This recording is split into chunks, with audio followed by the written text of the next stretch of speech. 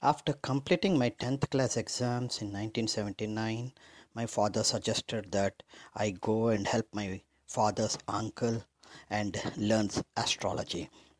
Mathematics being my favorite subject, I learned the calculations. My grandfather taught me how to calculate the inclinations of each planet and how to calculate the lagna and the meridian center MC, and he gave me some birth charts to draw. Thus, I learned how to draw the birth charts first and showed interest in predictions. So, my grandfather told me some predictions, some of the tips that he usually uses for predictions, and after learning those tips, I documented some of them. I verified with my father. While my father and my grandfather have laid the foundation for me to get interested in astrology for almost a decade or 2 decades, I didn't show any interest. Welcome to my second part of the 2017 Ephemeris introduction. I'm sure most of you might be wondering why I'm having so much in detail, why I'm trying to explain so much in detail just the introduction of this Ephemeris without even starting the analysis. First and foremost, I would like to tell you is that in this introduction, what you are noticing is that the special events during this year 2017, when you just say the transit planet, for example Saturn, transit planet Saturn is in Sagittarius, and you do the analysis, that would be the generic analysis. What you need to look for is, are there any special cases in 2017 for transit Saturn? Most of the annual yearly predictions that you see in YouTube, or you heard some people either in TV or in radio, what you hear is the generic statements. But what I want to do is to look at the special stuff, like the Rashi Sandhi, which is very important. Like, when is the Rashi Sandhi for these slow moving planets, and what would be impact only on those days on when the planet is in a Rashi Sandhi. And in the same way, that was done, I identified the Rashi Sandhi for the 3 planets in the first part of the introduction.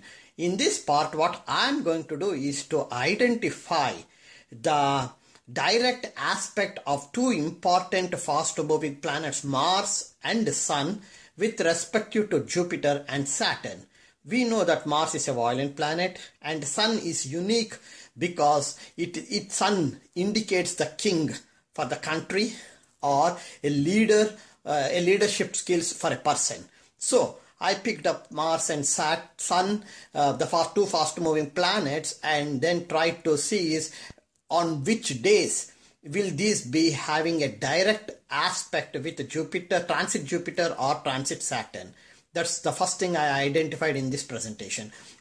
The second thing I identified is that we all know that transit Saturn and transit Jupiter on January 1st, they are in forward motion. They go back, they come to a retrograde motion somewhere in the middle of the year, and then stay in retrograde for some time and then go back to forward.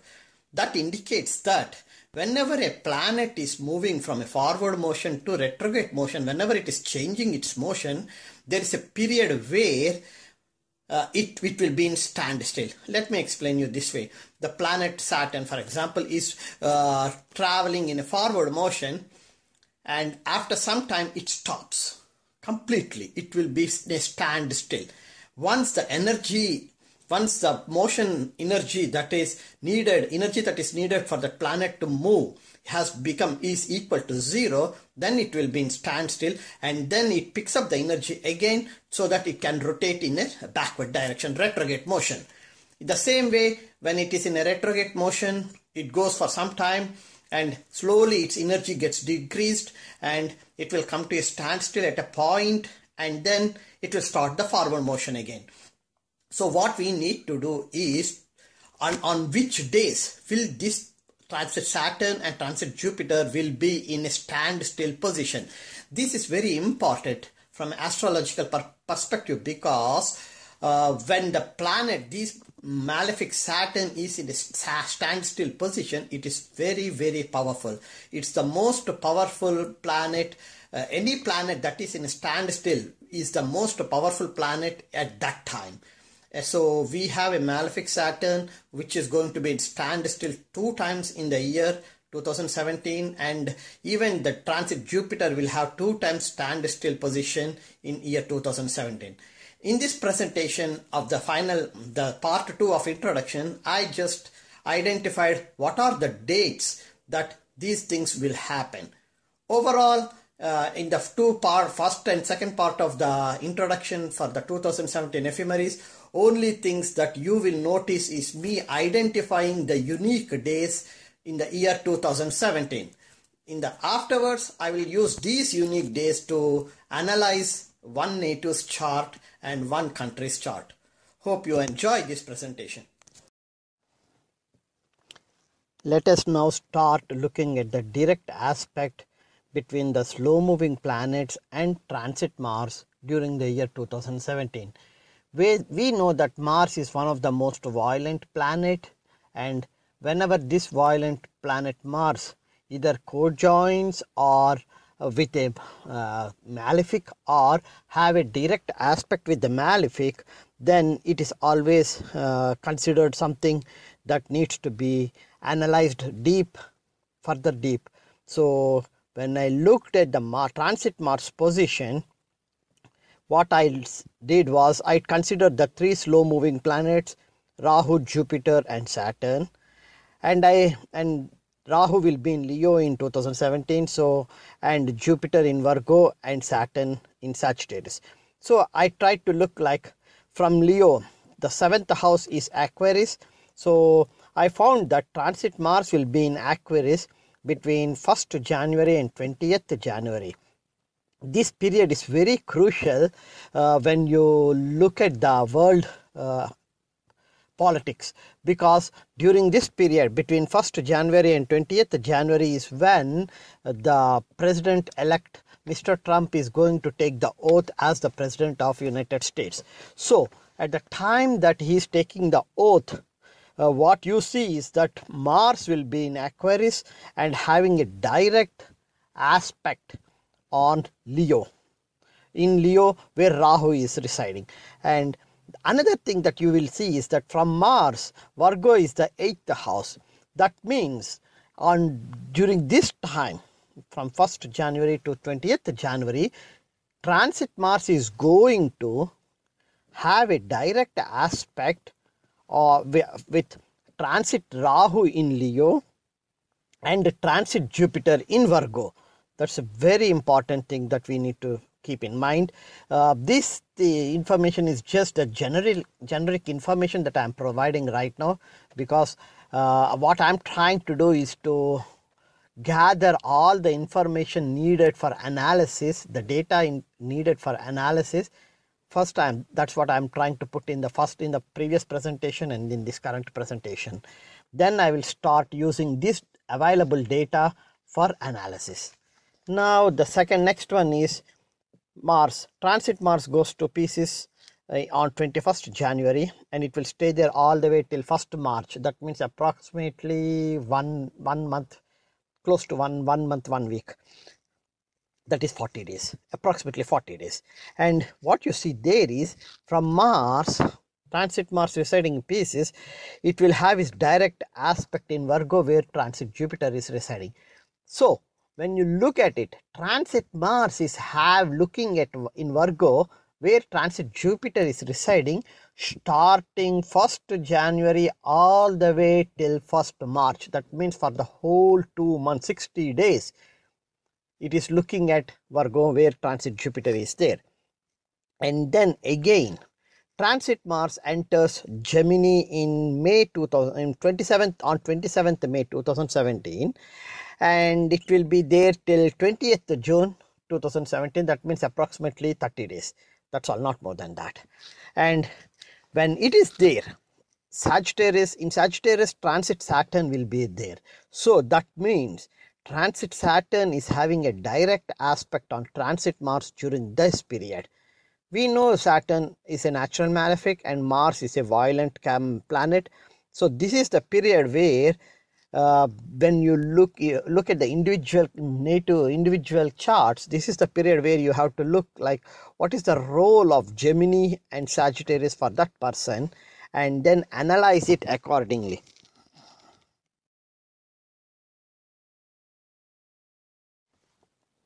Before I start explaining this, what you see on the screen, let me just give a small introduction about the definition of standstill, position of transit planets.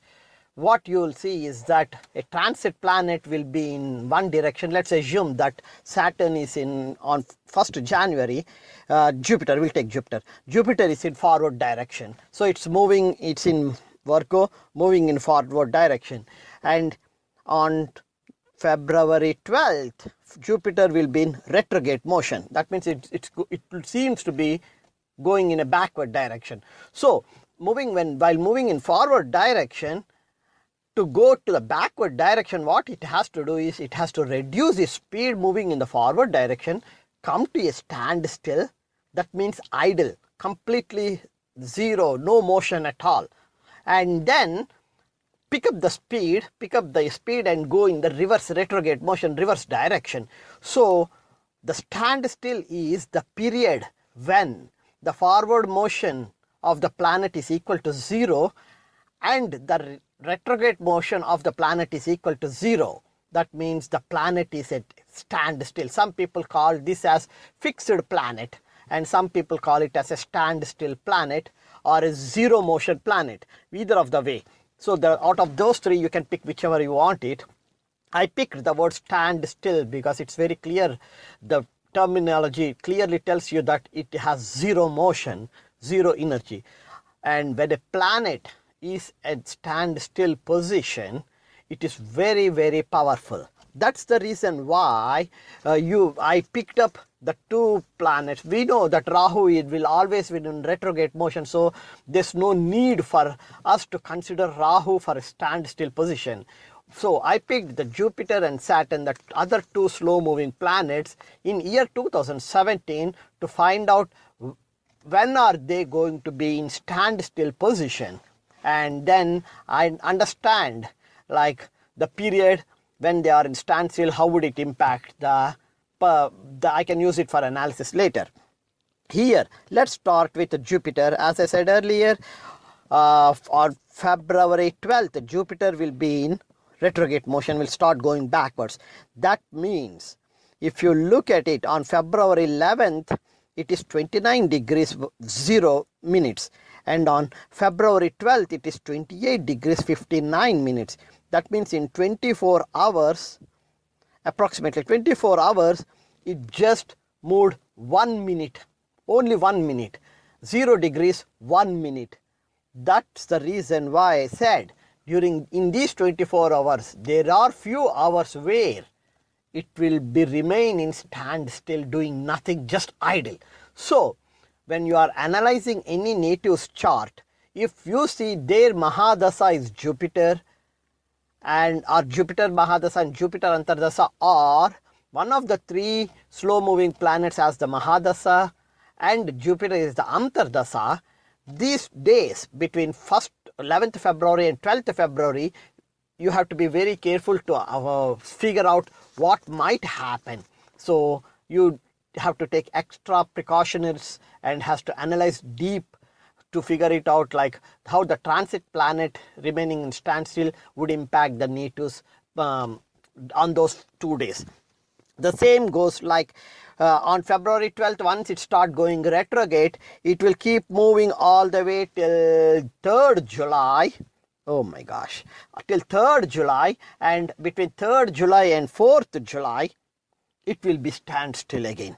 Remember the Rashi Sandhi and the transit Mars having a direct aspect on transit Rahu and transit Jupiter is somewhere between the same period. So when you look at it, when transit Mars, who is in a motion, forward motion, is going to have a direct aspect on a standstill transit Jupiter on between 3rd and 4th July.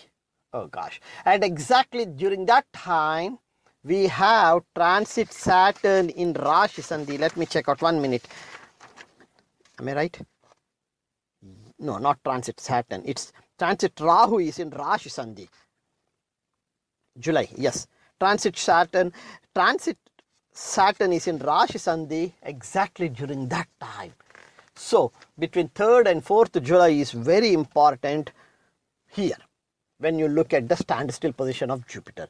In the same way, when you go and look at the standstill positions for transit Saturn, you will see that it started in forward motion on 1st January and it will keep going till 5th May.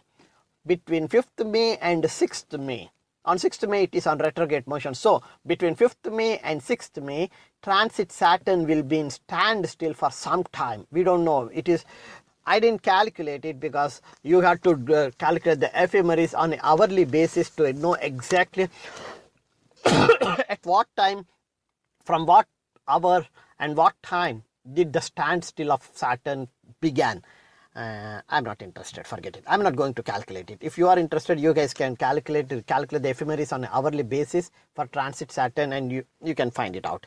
Again, on 6th May, it will be in retrograde motion and it will keep going retrograding all the way till 28th September. And between 28th and 29th September, transit Saturn will be in standstill again. So overall, what you see is both transit Jupiter and transit Saturn are going to have two standstill positions because they start on 1st January in forward motion, they go to the retrograde motion, and then while from converting from forward to retrograde motion, you have the first standstill position, and then after retrograding for some time, they start again the forward motion, so you get the second standstill. So when you are looking at a country's chart or a native's chart, try to analyze during these 4 standstill positions, when the important transit Jupiter and transit Saturn are in standstill positions, what would be the impact?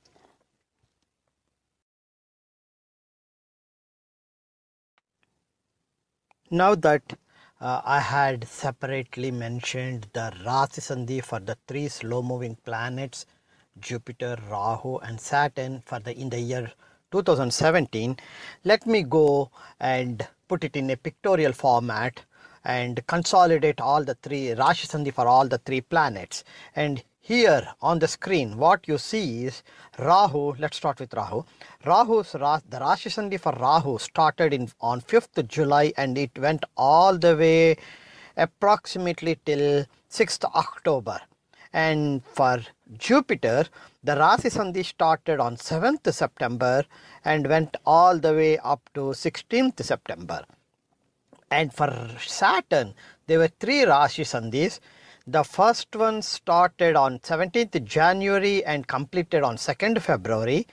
The second one started on 8th June and completed very close to 5th July. And the third one started on 14th October and went all the way till 5th November. So when you consolidate all this and put in a pictorial format, what you will see is that the Rashi Sandhi for transit Rahu and transit Jupiter is coinciding somewhere between 7th September through 16th September. That means when Jupiter is having the Rashi Sandhi, transit Rahu is also having Rashi Sandhi at the same time. So this tells you that individuals for whom Jupiter is a crucial house lord or Rahu is in any of the crucial houses, then because of this joint Rashi Sandhi, that particular native will find something unique happening in his or her life during this period. The period is 7th September through 16th September. That means approximately for 10 days.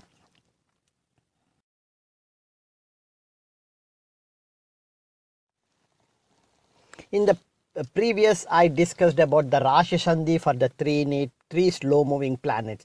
Now I'm overlapping the Rashi Sandhi diagram with the fast moving planets Mars and Sun.